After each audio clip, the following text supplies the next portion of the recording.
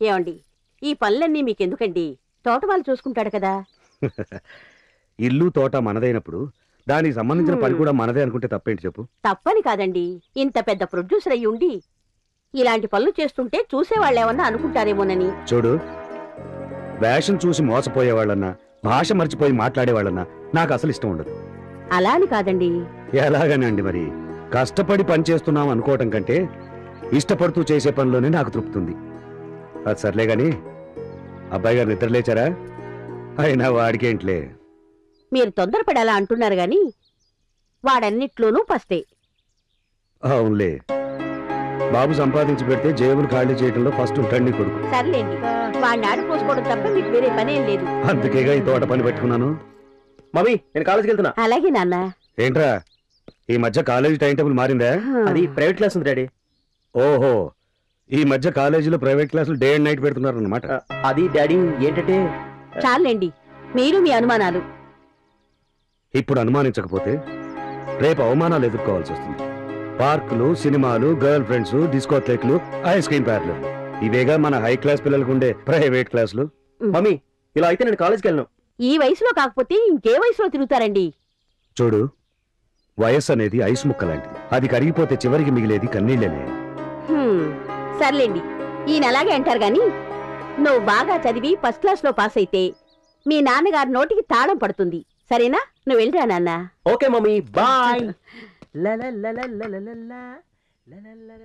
ఈయన చాదస్తం.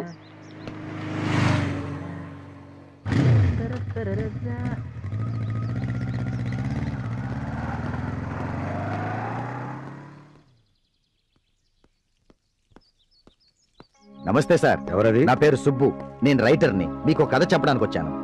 నీ కథ వినే పరిస్థితుల్లో లేనయ్యా ఇప్పుడు నేను. నాకు ఒక్క అవకాశం ఇవ్వండి sir, please. No sorry, no sir, మీరు ఇప్పటిదాకా ఎన్నో యాక్షన్, ఫ్యాక్షన్, ఫ్యామిలీ సబ్జెక్టులు ప్రొడ్యూస్ చేస్తుంటారు, కానీ ఇంతవరకు నా కథ లాంటి కథ మీరు వినే ఉండరు సార్. ఒక్కసారి వినండి సార్, ప్లీజ్. వినటానికి ఏముంటుందయ్యా? ఏ లవ్ స్టోరీ అయి ఉంటుంది. కాలేజీకి వెళ్లే ఏజ్ లోనే లవ్ ఏజ్ మొదలవుతుంది. క్యాంపస్ లోనో క్యాంటీన్ లోనో రొమాన్స్ స్టార్ట్ అవుతుంది, అంతేగా? నా కథ అలాంటిది కాదు సార్. ఎలాంటిదైనా సరేనయ్యా, నేను ఇప్పుడు వినే పరిస్థితిలో లేను. మరొకసారి కలు. సరే, ఓకే సార్. ఎప్పుడు రమ్మంటారు సార్? రావద్దు, ఫోన్ చెయ్యి. సార్, మీ ఫోన్ నంబర్ తెలుసుకో.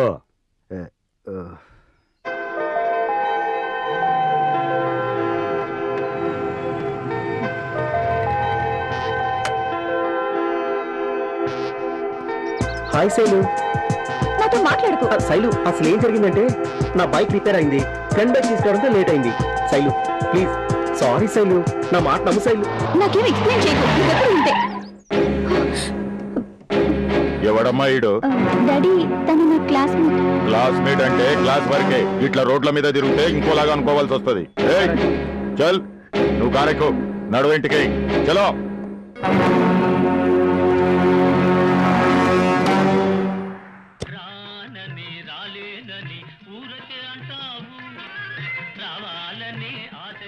సుబ్బు, ఎంతవరకు వచ్చాయి నీ ట్రయల్స్? ఏదో నడుస్తున్నాయి. అవును, రాయుడు గారిని కలిసావా? ఎవరు? ప్రొడ్యూసర్ రాయుడా? లేదే. ఏ కొత్త వాళ్ళకి ఛాన్స్ ఇస్తున్నారట, ఓసారి కలిస్తే better. Thank you for the information. తప్పకుండా కలుస్తాను. వెయిటర్, ఇలారా. సార్, ఎంతైంది? 20 రూపాయలైంది సార్. ఇందా. Thank you brother. బాయ్. మీకేం కావాలి సార్? ఓ ప్లేట్ సమోసా, టీ.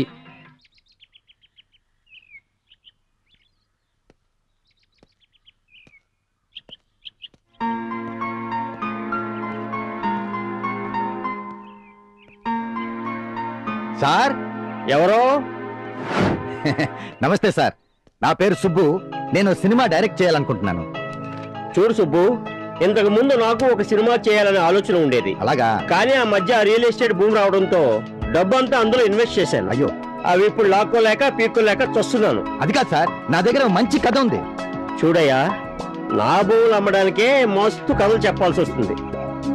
ఓ పని చేయి, నా కథలు నీకు చెప్తాను, నా భూములు అమ్మెట్టు, సగం సగం పంచుకుందాం. అది కాదు సార్, ఒక్క ఛాన్స్ సార్, ఒక్క ఛాన్స్ సార్. దిమ్మా ఖరాబ్ చేయకు. టైం వస్తే నేనే ఫోన్ చేస్తాను. వెళ్ళా సార్. Sir please. అరే, ఇంత మంచి కథకి ఒక్క ప్రొడ్యూసర్ దొరకడా? వాళ్ళ బ్యాడ్ లక్.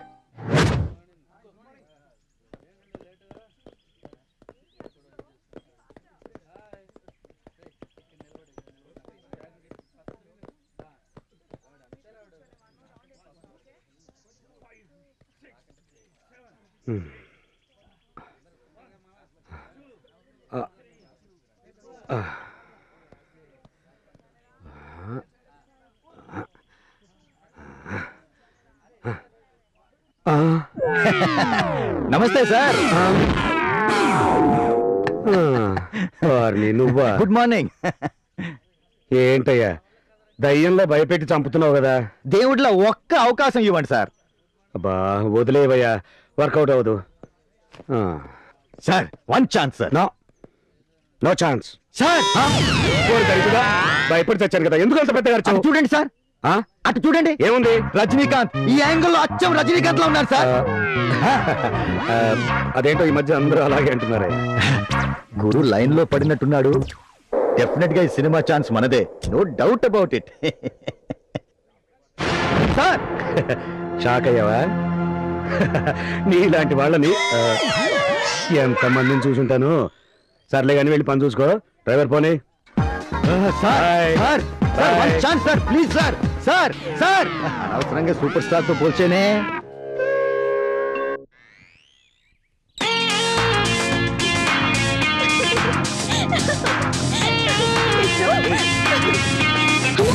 డాడీ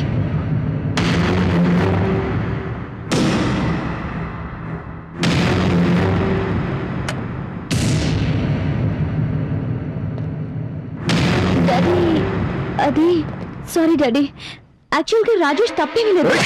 అయ్యో ఎవరు మీరంతా? నీ కొడుకు నా బిడ్డల్లో చేసిండంట. ఈ ఆడ్నే ముక్కలు ముక్కలు కింద నరికేటోడిని, కానీ ఎందుకు వదిలేసిందో తెలుసా?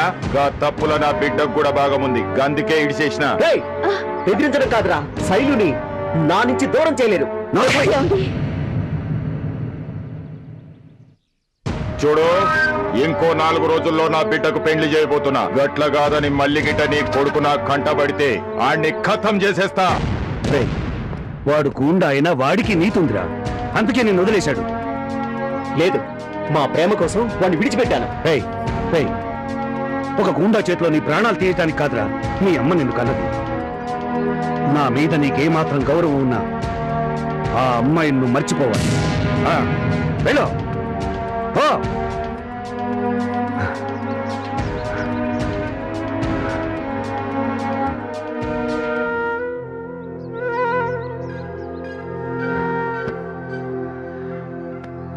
బాధపడకండి, వెళ్ళి రెస్ట్ తీసుకోండి.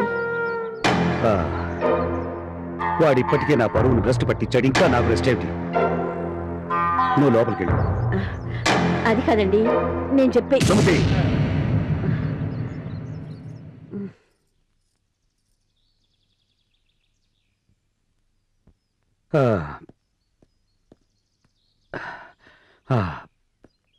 సార్ నమస్తే సార్. నేను సార్, నువ్వు మొన్న మళ్ళీ కలవమన్నారు. నేను సార్ సుబ్బుని. నువ్వెందుకు వచ్చావు ఇప్పుడు? ఈసారైనా నా కథ వింటారని. నేను ఇప్పుడేమీ వినే మూడ్లో లేను, తర్వాత కలు. ప్లీజ్ సార్ ఒక్కసారి వినండి. అబ్బబ్బబ్బా, మాకుండే టెన్షన్తో మేం చేస్తుంటే మధ్యలో నీ గొడవ ఏంటి? మళ్ళీ కలు, వెళ్ళు. నాకొక్క అవకాశం ఇవ్వండి సార్, నాది డిఫరెంట్ స్టోరీ, వినండి సార్. చూడు, ప్రతివాడు పేపర్ స్టేట్మెంట్లలోను ప్రెస్ మీట్లలోను చెప్పే మాటే ఇది. Different story, different scene, different taking, అంతేగా? సార్ ప్లీజ్ సార్, ఇప్పటికే 2-3 సార్లు వచ్చాను. ప్లీజ్ సార్ కొంచెం శాంతంగా ఆలోచించండి సార్. ఈ లోకంలో ఉన్నవే 9 కథలు సార్. ప్రేమ, విప్లవం, రామాయణం, భారతం, రాజకీయం, భాగవతం, చారిత్రాత్మకం, ఫ్యాంటసీ, కుటుంబ కథలు. ఎవరెన్ని వేల కథలు రాసినా, ఎన్ని వందల సినిమాలు తీసినా అందులోనువే. కానీ సార్, ఏ కథకైనా ముగింపు ఉంటుంది, కానీ ప్రేమ కథకు మాత్రం ఉండదు. ఇంతకీ నువ్వు చెప్పేది లవ్ స్టోరీగా? కరెక్ట్ సార్, కానీ ఇది చాలా డిఫరెంట్ లవ్ స్టోరీ సార్. అవును, ఇంతకీ నీ పేరేమన్నావు? సుబ్బు సార్. చూడు సుబ్బు, మీ దర్శకులు రచయితలు ప్రేమ గురించి చాలా గొప్పగా చెప్తారు, కానీ పిల్లల్ని కన్న తల్లిదండ్రులు ఆ పిల్లల్ని ఎంత ప్రేమిస్తారో, వాళ్ళ గురించి ఎంత గొప్పగా ఊహించుకుంటారో మీరు ఆలోచించరు. అందుకే ఆ ఊహలన్నింటినీ ఉరితీసే ప్రేమంటే నాకు మాత్రం పరమ అసహ్యం. సార్, మీరేమీ అనుకోకపోతే ఒక విషయం అడుగుతాను. ఏంటది? మీరు జీవితంలో ఎవరిని ప్రేమించలేదా? లేదు. మీరు అబద్ధం చెప్తున్నారు సార్. నిజమే చెప్తున్నాను. బాగా ఆలోచించి చెప్పండి సార్. లేదు లేదు లేదు అని చెప్తున్నా కదా. సార్ మీ భార్యని మీరు ప్రేమించలేదా? లేదు, పెళ్లి చేసుకున్నానంతే. పెళ్లి చూపుల్లో ఆమెను చూసి నచ్చబట్టే కదా పెళ్లి కొప్పుకున్నారు. అదే సార్ ప్రేమ అంటే. అది ప్రేమ ఎలా అవుతుందయ్యా? ఆ ప్రేమే లేకపోతే ఇంతకాలం ఆమెతో కలిసి జీవించేవారు కాదు. చూడండి, ముందు తల్లిదండ్రుల్ని, ఆ తర్వాత భార్యని, ఆ తర్వాత బిడ్డల్ని ప్రేమిస్తూనే ఉంటాము సార్. అసలు ప్రేమే లేకపోతే సృష్టి లేదు కదండి. సరే,